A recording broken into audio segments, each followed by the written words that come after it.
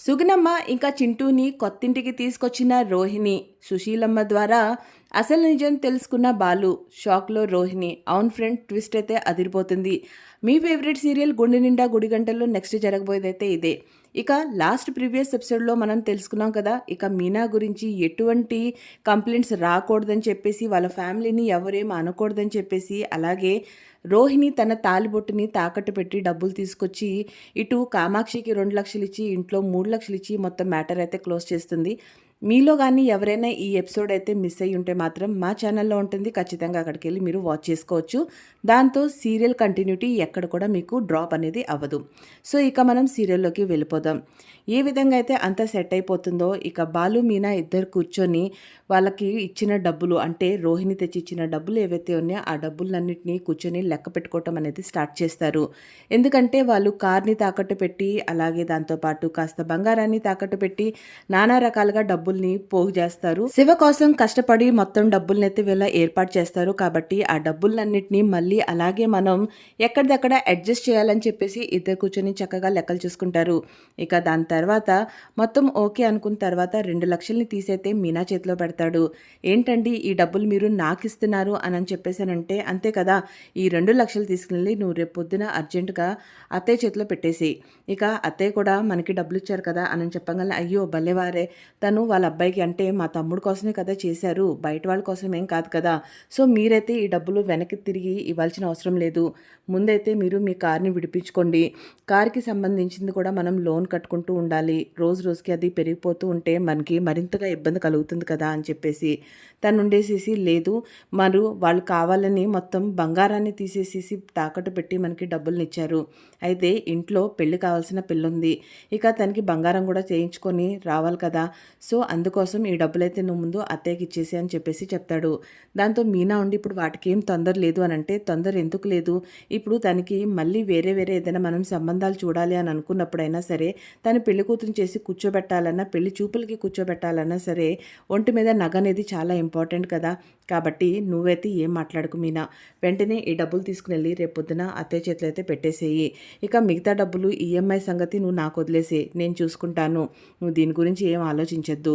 ఇంకా ఈ మిగిలిన కాస్త డబ్బులు ఏవైతే ఉన్నాయో వీటిని నేను మళ్ళీ తిప్పేసి హుండీలోనే వేసేస్తాను. రేపు ఎప్పుడైనా మనకి ఏదైనా ఎమర్జెన్సీ కలిగి మనకి అవసరం అయితే అప్పుడు మనం దీంట్లోంచి వాడుకోవచ్చు, సరేనా అని చెప్పేసి అని అంటాడు. దాంతో మీనా కూడా ఓకేనండి అని చెప్పేసి అని అంటుంది. ఇక అన్ని లెక్కలైతే సెట్ అయిపోయినాయి కదా మీనా అని చెప్పేసి అని అంటాడు. అవునండి మొత్తం అయితే సెట్ అయినాయి అంటే మళ్ళీ వెంటనే తనకి గుర్తొస్తుంది, అరే మనం నాన్నకి డబ్బులు ఇవ్వాలి కదా అని చెప్పేసి అని అంటాడు. నాన్నకంచి తీసుకున్న డబ్బులు కూడా మనం నాన్నకి తిరిగి ఇచ్చేద్దాం అనగానే వెంటనే మీనా ఉండి, అవి నేను మావయ్యకి ఇచ్చేసానండి అనగానే, అబ్బా నా మంచి మీనా, ఎంత చక్కగా అన్నీ గుర్తుపెట్టుకొని అన్నీ ఆలోచిస్తావు అని చెప్పేసి అని అంటాడు. మరి నాన్న తీసుకున్నాడా అనగానే, ఫస్ట్ అయితే మావయ్య అసలు నాకు వద్దంటే వద్దు అని చెప్పారు, అసలు ఒప్పుకోలేదు. దాని తర్వాత నేను ఏదో ఒకటి రకంగా చెప్పి అన్నీ ఒప్పించాను. ఇక దాంతో కూడా ఆయన ఉండేసి, సరే నాకైతే డబ్బులు అవసరం లేదు, నువ్వు ఇంతగా చెప్తున్నావు కాబట్టి ఆ డబ్బులను కాస్త తీసుకుని బ్యాంకులో వేసేస్తాను, మళ్ళీ నీకు ఎప్పుడైనా అవసరమైతే నాకు చెప్పండి, నేను మీకు మళ్ళీ ఆ డబ్బులు తీసుకొచ్చి ఇచ్చేస్తాను అని చెప్పేసి ఒప్పుకొని ఆ డబ్బులు తీసుకున్నారు అని చెప్పేసి అని అంటుంది. సరే అటైతే ఏదైతే నాన్న దగ్గరికి చేరినాయి కదా, నాకు అంతే చాలు.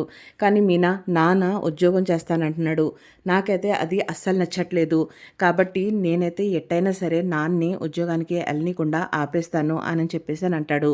దాంతో మీనా ఉండేసి, అలా కాదండి, మామయ్యకి ఇంట్లో కూర్చొని బోర్గా ఉందని చెప్తున్నారు కదా, సో ఒకవేళ ఆయనకి ఎటువంటి ఇబ్బంది కలగకుండా మంచిగా ఉంటే మాత్రం చేయనివ్వండి అని చెప్పేసి అని అంటుంది. దాంతో తను ఉండేసి, అదంతా కాదు, నాన్న కష్టపడుతుంది ఎందుకు అనంటే, ఏదో ఒక కాస్త కష్టపడితే మనకు వచ్చే డబ్బులతో నాకు సహాయం చేయొచ్చు అన్న ఆలోచనతోనే నాన్న ఇదంతా చేస్తున్నాడు, కాబట్టి అవసరం లేదు, నేనైతే నాన్ని చేయటానికి అసలు ఒప్పుకోను అని చెప్పేసి అని అంటాడు. ఇక దాంతో వాళ్ళిద్దరుండి సరే ఏదైతే అది చూద్దాంలే అని అనుకుంటారు. ఇక మరుసటి రోజు ఇటు రోహిణి, విద్య, ఇక సుగుణమ్మ, చింటూ అందరు కలిసి ఏదైతే కొత్తిల్లు వాళ్ళు మాట్లాడుకుంటారో అక్కడికి వచ్చి పాలు పొంగిస్తారు. ఇక చింటూని ఇల్లంతా తిప్పి చూపిస్తుంది విద్య. ఏరా చింటూ, ఇల్లు నచ్చిందా నీకు అనంగాల్నే, చాలా బావుంది. చాలా మంచిగా ఉంది అని చెప్పేసి అని అంటాడు. ఇక వెంటనే వాళ్ళ అమ్మని కూడా అడుగుతుంది. ఏంటాంటీ మీకెలా నచ్చిందా అని చెప్పేసానంటే, ఏం నచ్చటమో ఏంటో ఇట ఊరు ఊరు తిరగటం, ప్రతి చోట అంతా కొత్తే అనంగాల్నే ఇంక నువ్వు చాలా ఆపుతావా అని చెప్పేసి వెంటనే రోహిణి గదాయిస్తుంది. రోహిణి మాత్రం మంచి సీరియస్ మూడ్‌లో ఉంటుంది. చాలా చిరాగ్గా, చికాగ్గా ఉంటుంది. ఇంకా వాళ్ళమ్మ ఎప్పుడైతే పాలు పొంగిచ్చేస్తుందో వెంటనే వాటిని తీసుకొచ్చేసి దేవుడి దగ్గర పెట్టేసి ఇక దేవుడికి హారతినిస్తుంది. ఇక దాని తర్వాత వచ్చి హాల్‌లో ఉన్న సోఫాలో కూర్చుంటుంది. విద్య ఉండి ఏంటి అంత చిరాగ్గా ఉన్నావు అని చెప్పేసానంటే, ఏం లేదులే నా కష్టాలు ఎవరికి చెప్పాలి అని చెప్పేసి చిరాకు పడుతూ ఉంటుంది. ఇక ఇటు చింటూ చుట్టూ తిరుగుతూ ఉంటాడు. ఇక వాళ్ళ అమ్మనుండేసి ఇక్కడంతా బాగానే సెట్ అయింది కదా ఆంటీ మీకు అని చెప్పేసి విద్య అడుగుతుంది. తనుండేసి అంతా బాగానే ఉంది, కానీ తాగే మంచినీళ్ళు ఎక్కడ ఏంటనేది కరెక్ట్గా అర్థం కాలేదు. ఈ నీళ్ళు అంత ఇదిగా లేదు, ఎక్కడో తెలిస్తే తెచ్చుకుంటాం కదా అని చెప్పేసి అని అంటుంది. దానికి వెంటనే రోహిణి ఉండి చిరాకుగా, ఏం అవసరం లేదు, నువ్వు ఎక్కడికి వెళ్ళాల్సిన అవసరం అంతకన్నా లేదు. ప్రతి 2 రోజులకు ఒకసారి వాటర్ క్యాన్ అతనితో మాట్లాడాను, తను వచ్చి ఇంట్లో వేసేస్తాడు అని చెప్పేసి అని అంటుంది. ఇక దాని తర్వాత వాళ్ళమ్మ వాళ్ళిద్దరికీ పాలు తీసుకుని వస్తుంది, ఏదైతే పాలు పొంగిచ్చిందో. ఇక ఇద్దరు పాలు తాగుతూ ఉంటూ రోహిణి వెంటనే ఉండేసి ఇంకొక మాట, నువ్వు మాత్రం ఎక్కడికి వెళ్ళటానికి వీల్లేదు అని చెప్పేసి అని అంటుంది. ఇక నువ్వు ఎవరితో మాట్లాడటానికి కూడా వీల్లేదు అని చెప్పేసి చెప్తుంది. ఇక వాళ్ళ అమ్మకి కోపం వస్తుంది. ఇంకా ఏంటి ఈ పిల్ల ఇలా మాట్లాడుతుంది అని చెప్పేసి అక్కడి నుంచి తిరిగి వెళ్ళిపోతుంటే, నా మాట్లాడటం ఇంకా అవ్వలేదు, నేను చెప్పాల్సింది ఇంకా చాలా ఉంది అని చెప్పేసి రోహిణి అంటుంది. నేను మాట్లాడుతున్నా అనంగాల్నే సుగుణమ్మకి కోపం వస్తుంది. చేతిలో ఉన్న ట్రే తీసుకొని టేబుల్ మీద ఇసిరి కొట్టి, ఏంటో చెప్పు అని చెప్పేసి తన ఎదురుగా కూర్చుంటుంది. నువ్వు ఎవరితో మాట్లాడటానికి వీల్లేదు, ఎవరి ఇంట్లోకి వెళ్ళి కూర్చోటానికి వీల్లేదు. చింటూ కూడా స్కూల్ నుంచి వచ్చాడా, వెంటనే స్నానం చేసేసి వాడు చదువుకున్నాడా, ఇక దాని తర్వాత 7 చింటూ నిద్రపోవాలి. చింటూ ఫ్రెండ్స్ ఎవరి ఇంటికి రావడానికి వీల్లేదు, వాడు కూడా ఎవరింటికి వెళ్ళటానికి వీల్లేదు. నీకేదైనా కావాలన్నా చేయాలన్నా ప్రతి ఒక్క వస్తువుని వారం వారం నేనే నీకు సరిపడేలాగా తీసుకొస్తాను. ఇంట్లో పెద్దాకా టీవీలు రన్ చేయొద్దు, టీవీ సౌండ్లు పెట్టద్దు, 7 అయ్యేటప్పటికి లైట్లు కూడా ఆపేసాలి, ఇలా పిచ్చ పిచ్చ కండిషన్స్ అన్నీ పెడుతూ ఉంటుంది. దాంతో వాళ్ళమ్మ కోపం వచ్చి, ఇది ఇల్లా జైలా, ఏం మాట్లాడుతున్నావు నువ్వు అని చెప్పేసి అని అంటుంది. దాంతో వెంటనే విద్య ఉండి, ఏంటే మరి ఈ రకంగా చెప్తున్నావు, ఇన్ని రూల్సా అని చెప్తే, ఆంటీ మాత్రం ఇవి కూడా కొత్త ప్లేస్కి వచ్చారు, తను మాత్రం పెద్దాక ఇంట్లో ఉండాలంటే ఎలా ఉంటుంది. సరే ఆంటీ అంటే పెద్దామె, చింటూ చింటూ ఇంత చిన్న పిల్లోడు, వాడు ఇప్పుడిప్పుడే వాళ్ళ ఫ్రెండ్స్ అందరినీ వదిలేసి ఉన్న ఊరిని వదిలేసి ఇక్కడికి వచ్చాడు. అటువంటి వాడు అడ్జస్ట్ అవ్వాలంటే వాడికి కాస్త టైం పడుతుంది కదా, నువ్వేంటి అన్నీ ఇన్ని కండిషన్స్ పెడుతున్నావు అని చెప్పేసి అని అంటుంది.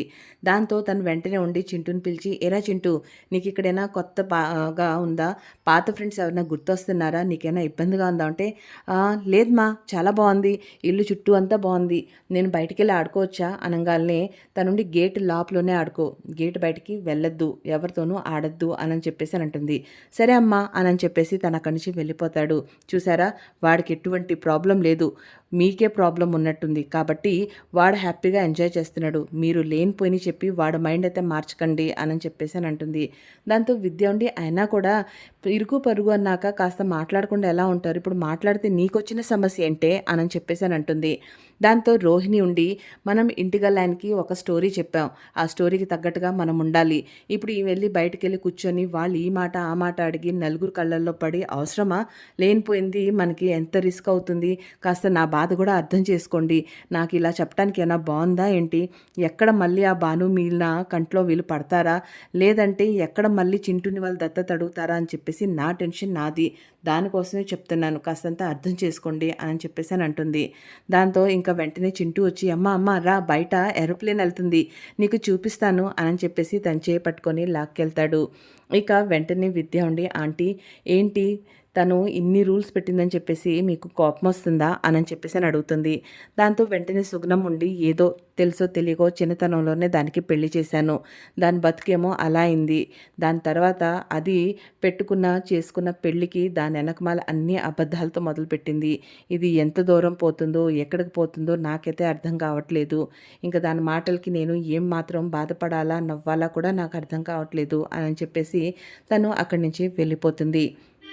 ఇక మరోవైపు వెంటనే బాలు ఏదైతే ఉన్నాడో తను ఒక ట్రిప్ కోసం అని చెప్పేసి అంతకుముందు సుగుణమ్మ ఉండే ఊరికి ట్రిప్‌కొస్తాడు. అక్కడికి రాంగాల్నే అక్కడ దిగిన ఎవరైతే ఉన్నారో వాళ్ళు అక్కడ దిగేస్తారు. దిగిన తర్వాత డబ్బులు తీసుకున్న తర్వాత వెంటనే బాలుకి గుర్తొస్తుంది. అవును కదా! సుగుణమ్మ ఇక్కడే కదా ఉండేది. అలాగే చింటూ కూడా ఇక్కడే కదా! చాలా రోజులైంది. ఒకసారి వాళ్ళ ఇంటికెళ్ళేసేసి వాళ్ళని పలకరించేసి వస్తాను అనని చెప్పేసి మళ్ళీ అక్కడి నుంచి కారు తీసుకొని సుగుణమ్మ ఉన్న పాతింటికి వస్తాడు. తీరా ఆడికొచ్చేసి గేట్ నెడుతుంటే గేట్ ఓపెన్ అవ్వదు. ఏంటా అని చూస్తే కింద తాళం వేసుంటది. అరే! ఏంటి తాళం వేసుంది? చింటూ ఎక్కడుండుంటాడు? ఏమైనా బయటికెళ్ళి ఉంటదా? లేదంటే మళ్ళీ ఇంకేనా ఒంట్లో బాగోకుండా ఉంటే ఇలా జరిగిందా? ఏమవుతుందో అర్థం కావట్లేదే. ఏం చేయాలా? అని చెప్పేసి అనుకుంటూ ఉంటాడు. అంతలోనే అక్కడి నుంచి ఒక ఆమె వస్తుంది. ఆమెని ఆపి ఏవండీ ఇక్కడ సుగుణమ్మనే ఉండేవారు కదా! ఆమె ఎక్కడికెళ్లారు అనంటే, బాలు నువ్వా? నువ్వు నాకు తెలుసు. వాళ్ళు ఏమో మరి 2 రోజుల క్రితం కూడా ఆమెకి ఒంట్లో బాగోకపోతే హాస్పిటల్‌కెళ్ళొచ్చింది. మరిప్పుడు బయటికెక్కడికైనా ఎళ్ళిందేమో! ఒకవేళ కనపడితే నువ్వు వచ్చెళ్ళావని చెప్పేసి చెప్తానులే అనని చెప్పేసనంటుంది. ఆ! సరేనండి అనని చెప్పేసనంటాడు. ఇక దాంతో కాసేపు ఆగంగాల్నే అవును కదా! ఆమె మనిషి ఇంట్లో లేదు. కానీ నేను ఫోన్ చేసి మాట్లాడొచ్చు కదా! అనని చెప్పేసి వెంటనే బాలు ఫోన్ తీసి సుగుణమ్మకి ఫోన్ చేస్తాడు. ఇక ఇక్కడ రోహిణి, ఇక చింటూ బయటికి వెళ్ళి చక్కగా అన్ని కూరగాయలు, టమాటాలు అన్నీ తీసుకొని వస్తారు. వాళ్ళకి వారానికి సరిపడా సరుకులతో సహా అన్నీ తీసుకొని వస్తుంది. ఇక ఇంటికొచ్చి వాళ్ళ అమ్మకి వెంటనే అన్నీ చూపిస్తుంది. ఇదిగో చూడు, నువ్వు దేనికి బయటికి వెళ్ళాల్సిన అవసరం లేదు. నీకు కావాల్సినవన్నీ ఇలాగే నేను వారం వారం అన్నీ తెచ్చి ఇస్తాను. నువ్వు ఇక్కడున్న ఎవరితోనూ మాట్లాడాల్సిన అవసరం లేదు. కానీ దీనికి కాస్త దూరంలో ఇక్కడ ఒక హాస్పిటల్ ఉంది. నువ్వు ఆ హాస్పిటల్‌కెళ్ళి రెగ్యులర్‌గా చెకప్ అయితే చేయించుకో. ఇక నువ్వు మంచిగా సంతోషంగా ఉండి నీ ఆరోగ్యాన్ని జాగ్రత్తగా కాపాడుకో అన్నీ తనకి మంచిగా చెప్తూ ఉంటుంది. అప్పుడే సుగుణమ్మ ఫోన్ మోగుతుంది. ఎవరు ఫోను అనని చెప్పి చూస్తే దాంట్లో బాలు అని పేరుంటది. బాలువా? ఏ బాలు అనంగాల్నే నాకు తెలిసిన ఒకే ఒక బాలు. అదే మీ మరిది బాలు అని చెప్తే వాడా? తనెందుకు నీకు ఫోన్ చేస్తున్నాడు ఇప్పుడు? బాలు ఎందుకు నీకు ఫోన్ చేస్తున్నాడు? అనని చెప్పేసి మంచి టెన్షన్‌తో ఊగిపోతుంది రోహిణి. దాంతో వెంటనే సరే నువ్వు ఫోన్ అయితే మాట్లాడు. కానీ నేను చెప్పినట్టుగా మాట్లాడు అనని చెప్పేసి సుగుణమ్మకి చెవిలో కొన్ని మాటలు చెప్తుంది. ఇక దాని తర్వాత వెంటనే సుగుణమ్మ ఫోన్ అయితే లిఫ్ట్ చేస్తుంది. లిఫ్ట్ చేసి స్పీకర్‌లో పెడుతుంది. బాలు చెప్పయ్యా అంటే, అమ్మా నేను మీ ఇంటికొచ్చాను అనంగాల్నే వీళ్ళు హడల్ అయిపోతారు. ఇంటికొచ్చాడా? ఎక్కడొచ్చాడు? అనని చెప్పేసి విద్య గబగబా బయటికెళ్ళి చూస్తుంది. కానీ అక్కడెక్కడా కనపడ్డు. ఇక సైగ చేసి చెప్తుంది ఇక్కడికి రాలేదు అనని చెప్పి. అంతలోనే బాలు ఫోన్‌లో మీ ఇంటికాడికొచ్చానమ్మా. చింటూని చూద్దాం కదా అనని చెప్పేసి అని అనుకుంటున్నాను. అందుకనే వచ్చాను. కానీ మీ ఇంటికేంటి తాళం వేసింది? ఎక్కడికెళ్లారమ్మా? మీరేమన్నా బయటికెళ్లారా? లేదంటే మీ ఒంట్లో ఏమైనా బాగోకపోతే హాస్పిటల్‌కెళ్లారా? చింటూ ఎక్కడున్నాడు? ఇలా వరుసబెట్టి బాలు క్వశ్చన్స్ మీద క్వశ్చన్స్ వేస్తాడు. దాంతో వెంటనే సుగుణం ఉండి అయ్యా అలాంటిదేం లేదు. ఇప్పుడు నా ఆరోగ్యం చాలా బాగుంది. చింటూ కూడా చాలా బాగానే ఉన్నాడు. కాకపోతే ఇప్పుడు మేము అక్కడ ఉండట్లేదు. వేరే ఊరు వచ్చేసాము అనని చెప్పేసి అని అంటుంది. వేరే ఊరా? ఎందుకమ్మా అంటే మా అమ్మాయి మమ్మల్ని వేరే ఊరికి తీసుకొచ్చింది. చింటూ కూడా నాతో పాటే ఉన్నాడు. ఇక మేము ఇక్కడ బాగానే ఉన్నాము అనని చెప్పేసి అని అంటుంది. దాంతో బాలు ఉండేసి మరి నాకు అది ఎక్కడ అనేది చెప్పండి అమ్మా. నేను ఎప్పుడైనా రావాలి అని అనుకున్నప్పుడు మీనాని తీసుకొని వస్తాను. చింటూని చూసుకొని వెళ్ళిపోతాం. మీ మంచి చెడ్డలు చూసుకుంటాం అనని చెప్పేసి అని అంటాడు. దాంతో సుగుణం ఉండేసి వద్దొద్దు, ఇక్కడికి మేము ఎటువంటి ప్రాబ్లం లేకుండానే ఉన్నాము. మా అమ్మాయి అన్ని ఏర్పాట్లు చేసింది. ఏ ఇబ్బంది అయితే మాకు కలగదు అనని చెప్పేసి అని అంటుంది. ఇక చింటూ సంగతి అంటారా? ఆ రోజు చింటూకి ఎలా ఉండాలి, ఎవరితో ఉండాలి అనేది మీరు అడిగితే తను చెప్పాడు. ఇక మళ్ళీ మళ్ళీ దాని గురించి వద్దు నాయనా అనని చెప్పేసి అని అంటుంది. అది కాదమ్మా, నువ్వు ఆ రోజు మాట్లాడిన మాటలు నీవి కావని చెప్పేసి నాకు తెలుసు. అది ఎవరో నీ చేత అలా మాట్లాడించారని కూడా నాకు తెలుసు. కాబట్టి ఎక్కడో చెప్పండమ్మా నేను వస్తాను అనంటే, చూడు ఇదిగో నువ్వు ఇలా ఇబ్బంది పెడతావని చెప్పేసి నేను నీకు చెప్తున్నాను. మళ్ళీ మళ్ళీ నువ్వు దీని గురించే మాట్లాడాలి అని అనుకున్నా, చింటూ దత్తత గురించి మాట్లాడాలనుకున్నంత మాత్రం నువ్వు ఫోన్ చెయ్యొద్దు. ఇక మీదట నువ్వు మా ఇంటికి రావద్దు. అలాగే ఫోన్ చేసినా కూడా నేనైతే ఫోన్ లిఫ్ట్ చేయను. సరే ఉంటా బాలు అని చెప్పేసి మాట్లాడేసి ఫోన్ కట్ చేసేస్తుంది. దాంతో వెంటనే రోహిణి మంచి హ్యాపీగా అయిపోయి వాళ్ళ అమ్మని వాటేసుకొని థ్యాంక్స్ మా, నిజంగా నేను చెప్పినట్టుగానే చేసావు. ఇప్పుడు కదా నువ్వు మా మంచి అమ్మవు అనిపించుకున్నావు అని చెప్పేసి అని అంటుంది. దాంతో సుగుణం ఉండి పాపమే వాళ్ళు ఏమీ ఆశించట్లేదు. నీ బిడ్డకి మంచి భవిష్యత్తు ఇవ్వాలనుకుంటున్నారు. నీ తల్లికి మంచి చెడులు చూస్తామని అంటున్నారు. అలాంటి వాళ్ళతో అలా మాట్లాడటం కరెక్ట్ కాదు అని అంటే చూసావా, నువ్వు మళ్ళీ వాళ్ళ కళ్ళనే మాట్లాడుతున్నావు చేస్తున్నావు. సర్లే ఇవన్నీ ఎందుకు కానీ విద్య, నేను కాసేపు ఆగినాక చింటూని తీసుకొని స్కూల్ కాడికి వెళ్ళాలి. వాడికి కొత్త స్కూల్‌ని చూపించి రావాలి అని చెప్పేసి అని అంటుంది. దాంతో సరేలే అటైతే నేను అమ్మని తీసుకొని వెళ్తా. నీకేమైనా పనుంటే చూసుకో అని చెప్పేసి అని అంటుంది. ఇటువైపు సత్యం కొత్త ఉద్యోగాని కోసం అని చెప్పేసి స్కూల్‌కొస్తాడు. ఆ స్కూల్‌లో తను అటెండర్ దగ్గరికెళ్ళేసి మాట్లాడతాడు. దాంతో తనుండేసి సార్ చెప్పండి మీరేనా అనంటే, అవునండి మా ఫ్రెండ్ మాట్లాడింది మీతోనే అని చెప్పేసి చెప్తాడు. ఇక తను ఆ స్కూల్లోకి వెళ్ళిన తర్వాత నేను ఇలా రిటైర్ అయ్యాను. అంతకుముందు ఆర్టీసీలో డ్రైవర్‌ని. మరి సార్ ఇంత వయసు ఇంత రిటైర్మెంట్ పెట్టుకొని రిటైర్ లైఫ్‌ని ఎంజాయ్ చేయొచ్చు కదా! మళ్ళీ ఇప్పుడు జాబ్ చేయాలని చెప్పి మీకెందుకు కోరిక పుట్టింది అనంగాల్నే, ఏం లేదయ్యా ఇంట్లో ఖాళీగా ఉండేదానికన్నా ఏదో ఒక కాలక్షేపం అవుతుంది కదా! ఇంకా కాసేపు ఇంట్లో ఉండేసేసి కాసేపు ఇలా పని చేసుకుంటే నాకు సరదాగా ఉంటది. కాస్త వయసున్నంత వరకు పని చేసుకునేగలిగేంత వరకు చేసుకుంటే మంచిదే కదా! అని చెప్పేసి వచ్చాను అనంటే, సరే సార్ ఇప్పుడైతే ఒక 2 వారాలు టైం పడుతుంది. మాయి ఇంకా కూడా చాలా బ్రాంచెస్ ఉన్నాయి. మీకు అకౌంట్ సెక్షన్‌లో ఎలా అకౌంట్స్ చూడాలనేది కూడా చెప్తాము. కాబట్టి మీరు కాస్త ఒక 2 వీక్స్ తర్వాత వస్తే నేను మీకు ఏ విషయం అనేది చెప్తాను. ఫస్ట్ అయితే ట్రయల్ పీరియడ్ ఉంటది. ఇక దాని తర్వాత అంతా బావుంది అని అనుకుంటే ఫుల్ టైమ్ అనేది చేసేసుకోవచ్చు అని చెప్పేసి చెప్తాడు. సరే సార్ థ్యాంక్ యూ అని చెప్పేసి తను లేసి అక్కడి నుంచి బయటకొస్తాడు. అప్పుడే అక్కడికి సుగుణమ్మ ఇక రోహిణి చింటూని తీసుకొని వచ్చేస్తారు. వాళ్ళు ఆ గేట్ నుంచి దిగంగానే లోపలికొచ్చే సమయానికి సత్యం బయటకొచ్చి వాళ్ళ ఫ్రెండ్‌కి ఫోన్ చేసి, "రేయ్ ఇంకొక 2 వారాలు టైం పట్టిద్దంట" అని చెప్పేసి చెప్పారు అని చెప్పేసి అని అంటాడు. ఇక తను అక్కడి నుంచి వెళ్ళిపోతాడు. ఇటు సత్యం రోహిణిని చూడడు, రోహిణి కూడా వాళ్ళ మావయ్యని చూడదు. ఇక లోపలోకి రాంగానే సుగుణమ్మ స్కూల్ చూసి, వామ్మో! స్కూల్ అయితే చాలా పెద్దదిగా ఉందిగా, అటైతే ఫీజులు కూడా చాలా ఎక్కువగానే ఉంటాయి కదా అని చెప్పేసి అని అంటుంది. దాంతో రోహిణి ఉండి, ఫీజు కాదమ్మా ఇక్కడ చింటూ భవిష్యత్తు ముఖ్యం నాకు. సో వాడికి మంచి ఎడ్యుకేషన్ ఇవ్వాలని చెప్పి నా కోరిక అని చెప్పేసి అని అంటుంది. ఇక చింటూ నుండి, చింటూ స్కూల్ నచ్చిందా అంటే, చాలా బాగుంది అనంటే, నీకు క్రికెట్ అంటే ఇష్టం కదా, ఇక్కడ క్రికెట్ కోచింగ్ కూడా ఇస్తారు. కాబట్టి చక్కగా చదువుకొని క్రికెట్ కోచింగ్ కూడా తీసుకోవచ్చు. మంచిగా ఆడుకొని టయానికి ఇంటికెళ్ళిపో. ఇక మంచిగా చదువుకొని చక్కగా అమ్మమ్మ చెప్పినట్టుగా మాట వినాలి. అమ్మమ్మని ఏమాత్రం కూడా ఇబ్బంది పెట్టకూడదు అని చెప్పేసి అని అంటుంది. దాంతో వెంటనే సుగుణముండి వీడికే చెప్పు. అక్కడున్నప్పుడు కూడా అంతే. ఆడుకోవటానికి వెళ్తే ఇంటికి తిరిగి వచ్చేవాడే కాదు. తిండి మీద కూడా ధ్యాస ఉండేది కాదు. ఇక ఇక్కడ ఇంత ఉంటే ఇంకేం వస్తాడు అనంగాల్నే వెంటనే తనుండేసి, ఇదిగో చూడు ఇలా అయితే అస్సలు నువ్వు చేయకూడదు. ఇలా చేస్తే అమ్మమ్మ చాలా ఇబ్బంది పడుతుంది. ఇక నేను కూడా నీతో కోప్పడతాను అని చెప్పేసి అని అంటుంది. దాంతో తనుండి, అమ్మ నేను ఒకటి అడుగునా అంటే, చెప్పు అనంటే, నువ్వెప్పుడు మాతో పాటు కలిసి ఎప్పటికి ఇక్కడే ఉంటావు అని చెప్పేసి అని అడుగుతాడు. దాంతో తనుండి, నేను సండే వస్తా కదా అని చెప్పేసి అని అంటుంది. దాంతో వాడు మొహం దిగాలుగా పెట్టుకొని సైలెంట్గా ఉండిపోతాడు. దాంతో తనుండి, చూడు కొద్ది రోజులే ఇలా, దాని తర్వాత అమ్మ చింటూ అందరం కలిసే ఉంటాం సరేనా అని చెప్పేసి అని అంటుంది. ముందైతే స్కూల్ చూడు చక్కగా ఎంజాయ్ చేయి అని చెప్పేసి అని అంటుంది. దాంతో చింటూ కూడా హ్యాపీ అయిపోతాడు. ఇక ఇటు బాలు ఇంటికి వస్తాడు. బాలు ఇంటికి రాబోయే ముందే రోహిణి ఇంటికి వచ్చేసి ఉంటుంది. ఇంకా హాల్లో అక్కడక్కడే తచ్చట్లాడుతూ టీవీ పెడుతున్నట్టు లేకపోతే ఏదో వెతుకుతున్నట్టుగా డ్రామా చేస్తూ ఉంటుంది. ఇక బాలు నేరుగా మీనా అని అనుకుంటా కిచెన్లోకి వెళ్తాడు. ఇక వెంటనే మీనాతో ఉండేసి, ఏం చేస్తున్నావు అంటే, చెప్పండి వంట చేస్తున్నాను అని అంటుంది. ఇక వెంటనే రోహిణి వీళ్ళిద్దరి మాటల్ని విందామని చెప్పేసి గబగబా వినటానికి పక్కకు వచ్చేస్తుంది. వెంటనే తనుండేసి, నేను ఇవాళ చింటూ వాళ్ళ ఊరెళ్ళాను అంటే, అవునా బామ్మని చూసారా, చింటూని కూడా చూసారా అని చెప్పేసి మీనా అడుగుతుంది. ఎక్కడ చూశాను, చూద్దామనే వెళ్ళాను కానీ వాళ్ళ ఇంటికి తాళం వేసింది.